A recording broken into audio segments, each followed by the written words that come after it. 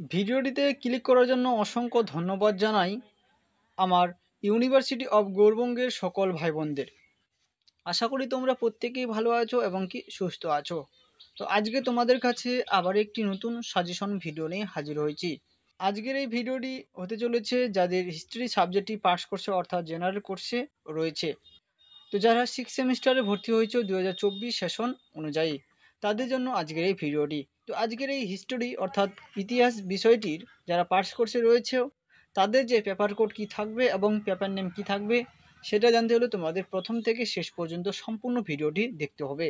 তো বন্ধুরা, তো বেশি কথা না বলে চলো আমরা এখন সেই প্রশ্নগুলো দেখে নিই। তার আগে আমি রতন তোমাদেরকে সকলকেই স্বাগতম জানাই তোমাদের ইউটিউব চ্যানেল আউটব্রু দর্শনে।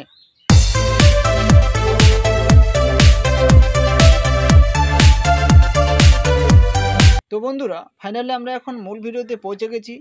তো যে সমস্ত আমার বন্ধুরা রয়েছে বা ভাই বোনেরা রয়েছে, তোমাদের যে হিস্ট্রি যে বিষয়টি আজকে রয়েছে তাদের যে পেপার কোড আজকে থাকবে এই ভিডিওতে সেটা হচ্ছে GE2 এবং পেপার নেম যেটা তোমাদের রয়েছে GE2 এর মধ্যে হিস্ট্রি সাবজেক্টটি সেটা হচ্ছে হিস্ট্রি অফ ইন্ডিয়া। এই হিস্ট্রি অফ ইন্ডিয়ার মধ্যে যে তোমাদের টাইটেলটি রয়েছে সেটা হচ্ছে গুপ্ত এম্পায়ার 1200 খ্রিস্টাব্দ পর্যন্ত। এই পেপার নেম থেকে যে প্রশ্নগুলো আজকে তোমাদের দেখাতে চলেছি এই প্রশ্নগুলো অতি গুরুত্বপূর্ণ 2024 সেশন অনুযায়ী যারা 6 সেমিস্টারে পড়ছো। তো চলো বন্ধুরা, আমরা এখন দেখে নেব সেই প্রশ্নগুলো। আর যেটা তোমাদের বিভাগ কয়ের মধ্যে যে প্রথম অতি গুরুত্বপূর্ণ প্রশ্ন রয়েছে 12 মার্কের, সেটা হচ্ছে ভারতের বৌদ্ধ ধর্ম এবং জৈন ধর্মের সামাজিক ও অর্থনৈতিক পটভূমি মূল্যায়ন করো। দ্বিতীয় যে প্রশ্ন রয়েছে বৌদ্ধ ধর্মের উত্থানের পাশ্চাত্যের বৈশ্বরিক ও আদর্শগত পটভূমি আলোচনা করো। তৃতীয় নম্বর যে প্রশ্ন রয়েছে কূটনীতিবিদ ও সাম্রাজ্য নির্মাতা হিসেবে সমুদ্রগুপ্তের কর্তৃত্ব মূল্যায়ন করো। তাছাড়া তোমাদের 4 নম্বর যে প্রশ্ন রয়েছে সেটা হচ্ছে একজন সাম্রাজ্য নির্মাতা হিসেবে চন্দ্রগুপ্ত মৌর্যের কর্তৃত্ব আলোচনা করো। এবং 5 নম্বর প্রশ্ন রয়েছে গুপ্ত শাসন ব্যবস্থার বৈশিষ্ট্যগুলি আলোচনা করো। এবং 6 নম্বর যে প্রশ্ন রয়েছে অতি গুরুত্বপূর্ণ সেটা হচ্ছে গুপ্তদের সামাজিক ও অর্থনৈতিক অবস্থা আলোচনা করো। 7 নম্বর প্রশ্ন রয়েছে তোমাদের বাংলা ইতিহাসের শশাঙ্কের ভূমিকা মূল্যায়ন করো। এবং 8 নম্বর প্রশ্নটি যেটা রয়েছে অতি গুরুত্বপূর্ণ সেটা হচ্ছে চোলদের সামুদ্রিক ও বাণিজ্যিক কার্যকলাপ আলোচনা করো। এই ছিল বন্ধুরা তোমাদের 8টি প্রশ্ন। এই 8টি প্রশ্ন ছাড়া তোমরা এক্সট্রাভাবে যে প্রশ্নগুলো পড়তে পারো সেগুলো তোমাদেরকে দেখাতে চলেছি।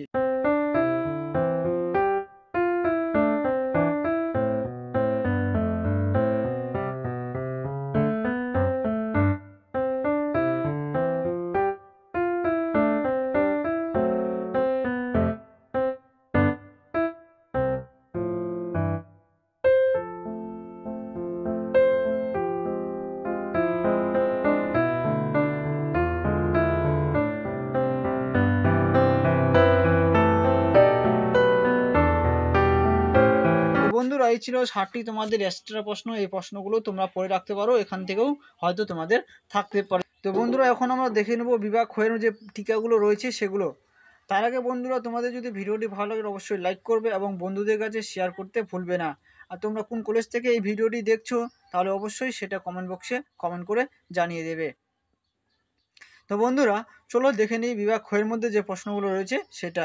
প্রথম যে তোমাদের টিকা রয়েছে সেটা হচ্ছে মধ্যপদ। দ্বিতীয় প্রশ্ন রয়েছে ত্রিপিটক।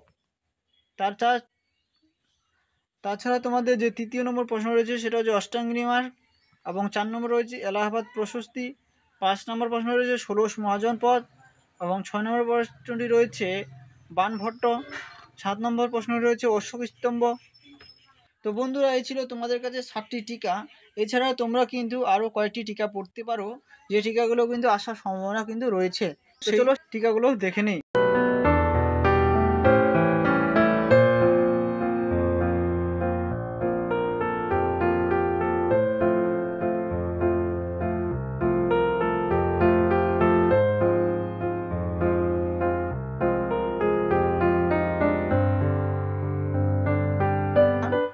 তো বন্ধুরা, এই ছিল তোমাদের ইতিহাসের GE2 থেকে কিছু গুরুত্বপূর্ণ প্রশ্ন। এই প্রশ্নগুলো তোমরা পড়লে হয়তো তোমাদের পরীক্ষা বা এক্সাম ভালো হবে।